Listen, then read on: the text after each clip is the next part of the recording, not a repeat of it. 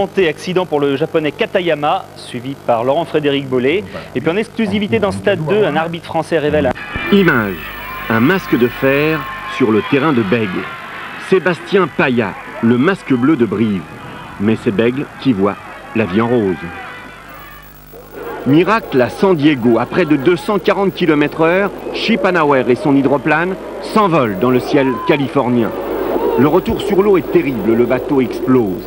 Mais bien protégé par son habitacle de type F1, Chip s'en sort sans une égratignure. Rio. Alzamora l'espagnol heurte Sakata le japonais et Perruccini l'italien. Et les prive d'un possible titre de champion du monde de 125 cm3 de quoi être déboussolé. Plus chanceux, Juha Kankkunen, troisième du rallye d'Australie. Il passe au travers des arbres et conserve sa place de leader du championnat du monde des pilotes. À 2 rallyes de la fin, sans plaie ni bosse. Tête à claque, les excités footballeurs d'Algérie-Guinée. Ils gâchent le spectacle, leur plaisir, avec des gestes indignes d'un terrain de sport. Le football n'est pas la guerre, alors pardonnez-nous de préférer l'attitude des footballeuses norvégiennes. À la queue leu, après c'est vrai un succès 17-0 contre la Slovaquie. Enfin, le geste de la semaine, la réception acrobatique d'un supporter des Bears de Chicago. Cela se passe dans les tribunes et non sur le terrain.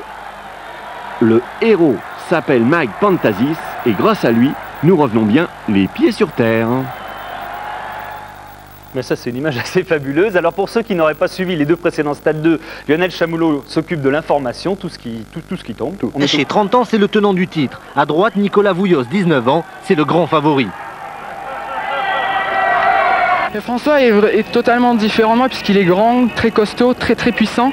Et moi je suis plutôt fin et peut-être un peu plus technique que lui, mais moins puissant et moins physique. On se bat je pense sur vraiment le même type de terrain et sur tous les terrains, surtout on est efficace sur tous les types de terrains. Au départ de l'histoire, François Gachet porte le numéro 1. Aux États-Unis l'an dernier, il avait gagné le titre. Nicolas Vouillos était lui aussi numéro 1 aux États-Unis l'an dernier, mais chez les juniors. C'est sa première année chez les grands, il veut démarrer fort. Le début de course n'est pas très difficile, donc on peut se mettre facilement dans le rythme. Et bon, je me suis mis progressivement dans le rythme. Un rythme de croisière même, régulier mais rapide, comme la saison de Nicolas Vouillos, déjà vainqueur de la Coupe du Monde. C'est un pilote aérien très souple, très précis, qui absorbe sans histoire les pièges techniques des 4 km 300 du parcours. François Gachet, lui, marche depuis le début à la puissance. Les 600 mètres de dénivelé du circuit conviennent aussi à son gabarit. Il roule plus par à coup que Vouillos, histoire de lui montrer, comme au championnat d'Europe du mois d'août, qu'il peut rester devant. Si bien qu'à mi-chemin, les deux rivaux semblent glisser de la même manière. Oui, mais voici que Nicolas Vouillos prend dans une portion roulante plus de vitesse que François Gachet. L'histoire est en marche. L'extraterrestre, comme l'appellent les autres, creuse l'écart. Je suis resté bloqué sur des racines, ce qui fait qu'il a fallu que je relance et je perds pas mal de temps. Parce que cette malchance a épargné Jean Alési, Laurent-Frédéric, pour une fois. Eh bien Pierre, je serais tenté de vous répondre oui et non. Non, la malchance n'a pas atteint Jean Alési qui a terminé ce Grand Prix, mais on ne peut pas dire que la chance lui a vraiment souri puisqu'il ne termine ce Grand Prix du Portugal qu'en 5e position, loin derrière le vainqueur, le brillant vainqueur qui gagne son premier Grand Prix ici, David Coulthard sur la Williams. Un Coulthard intraitable et je vous propose de voir comment ça s'est passé cet après-midi à Estoril. Et ça commence par la présence d'une superstar sur la ligne de départ. Mick Jagger est à Estoril et coïncidence malheureuse, l'envol va être pour le moins rock'n'roll. Au feu vert, en effet, pas de problème pour les hommes de tête. En revanche, derrière, c'est une terrible frayeur pour le japonais Katayama. Il part en toupie, puis en tonneau, une sorte de looping infernal et sans fin. La Tyrrell est comme folle et ne stoppe sa course qu'à l'état d'épave. Au ralenti, il semble bien que ce soit juste un incident de départ avec deux trajectoires malheureuses qui se croisent entre donc Katayama et l'italien Badoer. Petite cause mais énorme conséquence avec cet accident effrayant. Aux dernières nouvelles, et selon les médecins portugais, Katayama est cliniquement bien, mais il se plaint de douleurs cervicales, c'est logique, et c'est surtout presque rien en regard de ce qui s'est passé. J'ai juste vu Katayama arriver à ma gauche, à ma droite, pardon.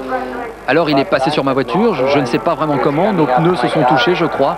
C'est vraiment difficile à dire. Au deuxième départ, cette fois, pas de bobo. Tout le monde garde sa ligne et le peloton s'envole normalement. Coulthard est en tête devant les deux frères ennemis, Schumacher et Hill. Dans cet ordre, on retient déjà son souffle. Encore derrière, on trouve un groupe de furieux entre Jordan, McLaren et Sauber. On se bouscule un petit peu. Et honneur à Frentzen qui fait le spectacle. Parti dernier, l'Allemand est l'auteur d'une superbe course. Il finira 6e. Arrivent les premiers arrêts au stand. Là encore, c'est chaud. Schumacher et Hill stoppent au même moment. Mais si l'Allemand repart vite, ça n'est pas le cas de Hill, qui perd 16 secondes dans l'histoire et sans doute la course. Devant, David Coulthard poursuit sa marche triomphale. Il ravitaillera 3 fois, comme Schumacher. Hill, lui, tente un coup de poker en observant que 2 arrêts. Mais il se fait finalement souffler sa 2e place par Schumacher.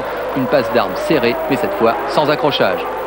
Le vainqueur, c'est donc David Coulthard. À 24 ans, c'est son premier succès. Il arrive tard dans la saison, mais au moins est-il arrivé.